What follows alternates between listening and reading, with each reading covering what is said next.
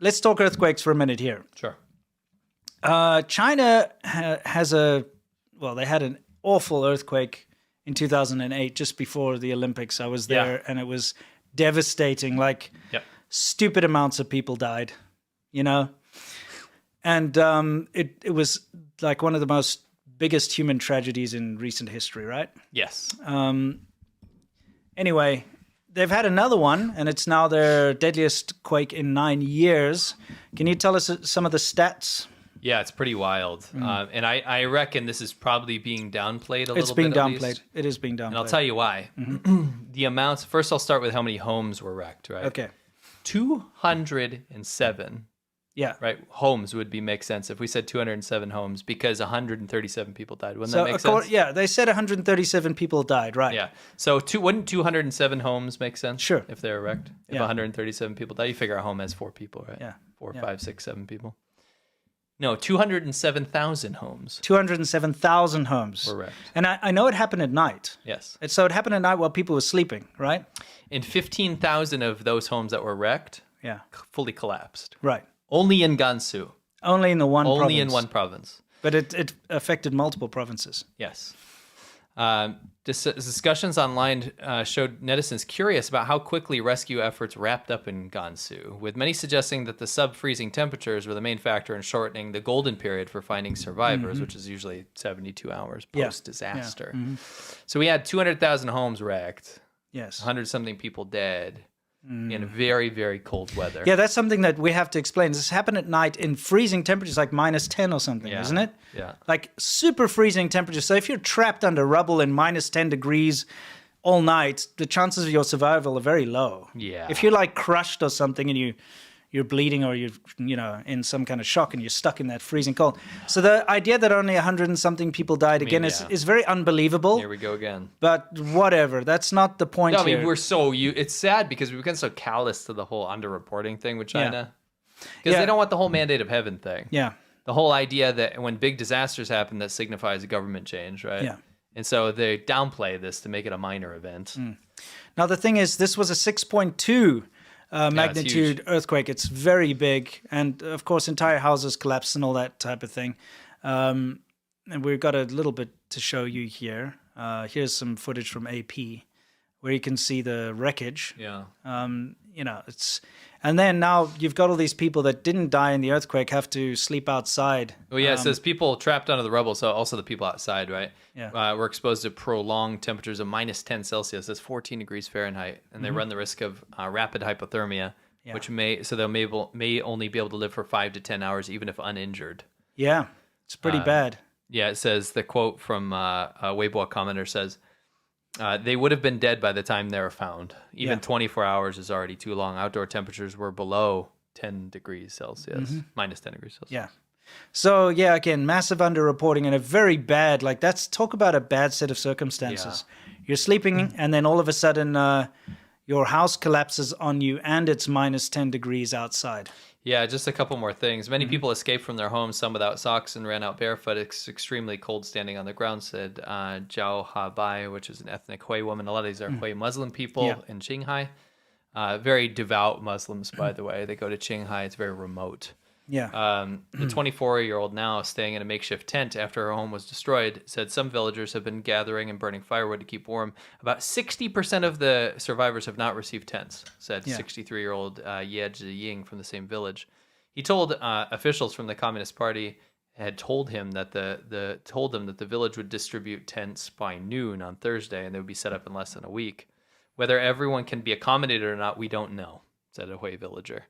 Roads, power, and water lines and agricultural production facilities have suffered damage, and the quake triggered land and mudslides that swept through villages in Qinghai's Haidong, where the missing were reported from. Yeah. So this was huge. Yeah. This wasn't like an isolated thing. No, it's very, very big. It's a big earthquake, affected a lot of people, and a lot of people are kind of in dire straits there at the moment. Yeah, and you have online discussions being shut down as usual. It's getting to a point now we're getting both of us are getting almost complacent in the whole fighting on the whole what were the real numbers, what was this and that, because they've done it so successfully. They've stopped all discussion about this kind of stuff to such an extent now that they've they can put out a story, control what the numbers are, and then stop anyone from being like, well, actually, I think this is what happened. I was there. They stop all of it now. They do. Yeah. So you're living in like this almost, what is that movie with Jim Carrey?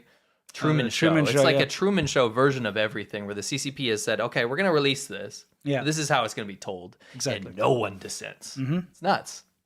So, you know what makes it even worse is here's another example of this lust for control in China. Yeah. Okay? When the earthquake occurred in the early morning of December 19, some universities locked their dormitory doors at night, and the dormitory administrators did not open the doors in time, so students had to smash the doors to escape. So I've got footage of this here. I'm going to show you guys quickly. Now, remember that fire in Urumqi that caused the blank paper protests and all that, right? It's because of COVID, they'd locked the fire escapes. And so when the building caught on fire, people couldn't escape their building because everyone's welded shut because of COVID. Yeah. Here's a similar situation. There's a freaking earthquake. What's the first thing you want to do is get out of the building. Yes. But you're stuck in your dormitory buildings, your crappy dormitory buildings, I might add, very badly built, because they've locked you in. Because they locked them in at night and they didn't open them, so they had to smash them. Obviously, an earthquake protocol depends on where you are. Yeah. Because, like, in some areas, if it's well built, you should stay indoors. Yeah, of course. But, like, in some of these buildings, you've seen what happens. It's bad. Yeah. They're so poorly made. Yeah.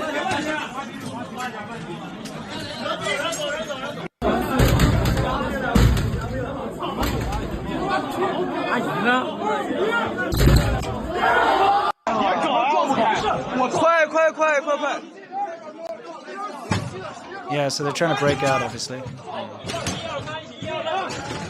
Bro needs to eat a sandwich. Come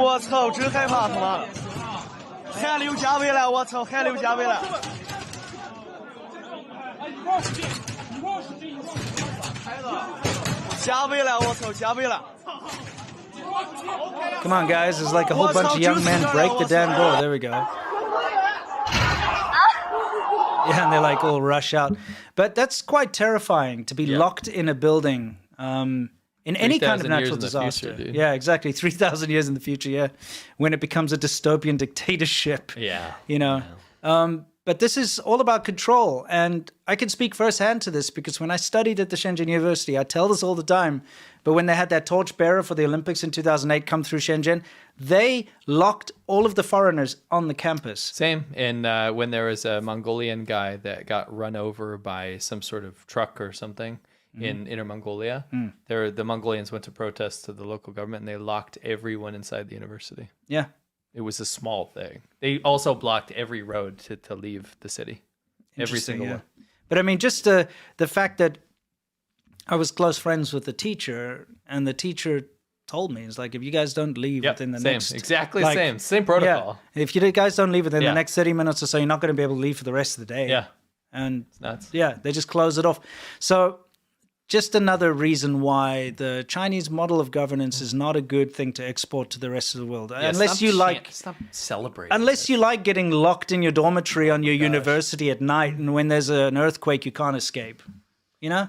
Yeah, I keep seeing so many YouTube channels these days that are not even China affiliated that keep patting China on the back. And it's like, you don't understand the rescue efforts in America. If you made even the most mild comparison, it's not even close, guys.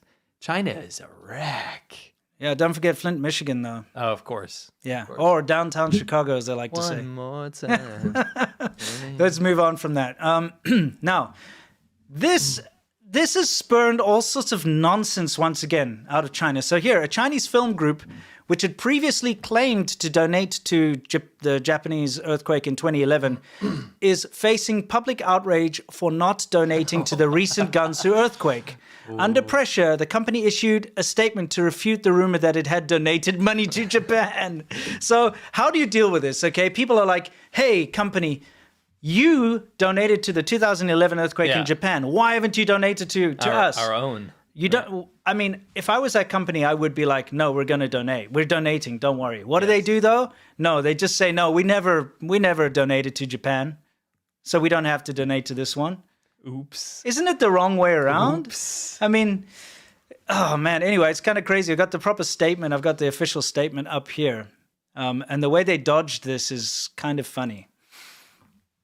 It's called the Bona Film Group. It's the Beijing Polybona Film Distribution Company.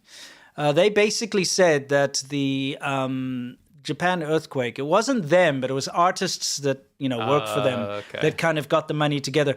So their whole out from this is like, we didn't donate anything to Japan, so we don't have to donate anything to this. Yes. It's kind of the wrong way around, isn't it? Yeah, but that's how they decided to deal with it. Yeah, I think that's like one of those most horrible ways is like, actually, we just don't care and we don't want to help anyone. Yeah. The problem is that they previously claimed that they had donated. They let that go. The press release was all over the place, that they helped to give them a better image, and now they're just walking that back. Isn't it pathetic? And this, ladies and gentlemen, is the big issue with the whole Japan versus China thing. It's so petty at the end of the day that it doesn't matter about saving lives or helping people. Sure. It's whether or not you favored Japan over China, or whether or not you did something for Japan but didn't do something for China. That type of thing. Yeah. It's the stupidest thing ever. How about just helping each other out when people are in need? No. You know what I mean? No, not a chance. Yeah. There have been lots of people, again, international groups donating to help the victims of this earthquake. They always jump to China's aid when they need it. Yeah. And China's kind of just used to taking, but not giving, Yeah. And taking everything for granted, too. Yeah. Good point. It's very annoying. Yeah. Anyway, just wanted to point that out as one of these absurdities that has arisen from this whole earthquake situation. The box. And this is me, box. Box. The traditional Chinese medicine is pretty whack. I think there's a hashtag in order. Well, yeah, hashtag Sky Don't Lie. We got to go camping. Where are we going? To the suburbs. We're going to suburban Beijing. I see what you did there.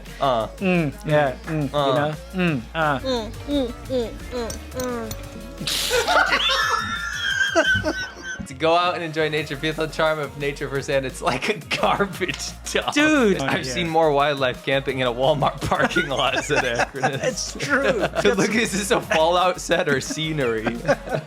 What is Yeah, I that? know. Nothing would bother me anymore. Close my eyes, I can almost see it.